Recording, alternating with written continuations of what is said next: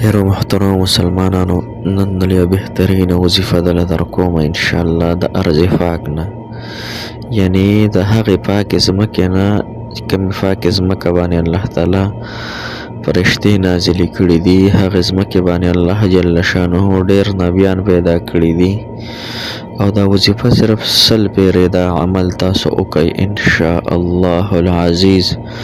الله جل شانه بس تاسو هر رقم حاجت او مشکلات آسان کی. یعنی کومه ځمکه چې زما مراد ده هغه د سعودي عرب پاکه ځمکه ده.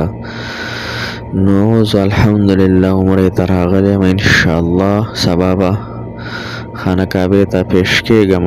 د الله جل شانه لوی دربار ته الله دې ماته قبولیت راکړي.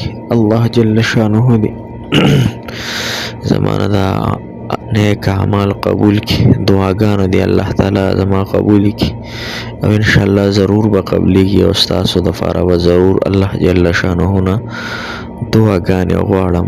د دعاګانې به په نوم وي ډېرو ملګرو او ډېرو یارانو دوستانو او ډېرو تورسرو زنانو او ډېرو کمنټونو کې هم دعاګانو درخواست کړی نو انشاءالله سبا به انشاءالله تاسو ته زه لایف هم راځم انشاءالله چې زه عمره وکړم د خیره سره. او لومبی نظر په خانه کعبه پرېوځي، نو په دغې لومبي نظر کې به تاسو ته زه دعاګانې ډېرې کوم انشاء الله العزیز. ما ته هم دعاګانې کوي چې الله مې په خیر ورته ورسوي. محترمو، نن بهترینه وظیفه را صرف 100 پیرې دا وظیفه تاسو وکړئ انشاءالله. السلام علیکم ورحمت الله وبرکاته. ډېر معزز و محترم او قابل قدر مسلمانانو ورونو خویندو، هغه مسافر کوم چې بهر وطنونو کې دي، یقینا د مسافرو زندگی ډېره ګرانه وي، که هغه په سعودي عرب کې دي، که افغانستان کې دي، که هم هر ملک کې دي. الله تعالی دغه مسافرو له ښکلې زندگی، ښکلې د عافیت صحت واله زندگی او په ډکو منګولو دی الله تعالی ټول مسافر خپلو کورونو ته بوځي. یقینا د مسافرو سره مې وخت تېر کړو، ډېره ګرانه زندگی ده. د خپلو بچو نه، د خپلو بیبیانو نه، د خپلو اهل و عیال نه جدا ژوند تېرول دا ډېره زیاته ګرانه وي. الله تعالی دې خپل رحم وکړي. محترم، نن زموږ اسانه وظیفه ده، او وظیفه د قل هو الله احد ده. صرف قل هو الله احد صورت یو پیره ویل دي، خو طریقه یې بالکل مختلفه ده. قل هو الله احد صورت یو پیره ویل دي، خو طریقه یې مختلفه ده.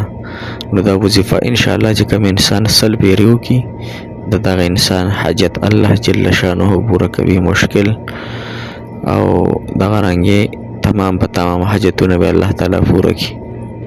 نو وظیفه دا رنګې ده محترمو چې تاسو به د مازدیګر د مونځ نه پس یا د ماښام د مونځ نه پس په خپل ځای باندې کښېنئ چې مونځ وکئ، او تاسو به قل هو الله احد دا به ووایئ، بیا به الله الصمد چې دی 100 پیرې ووایئ.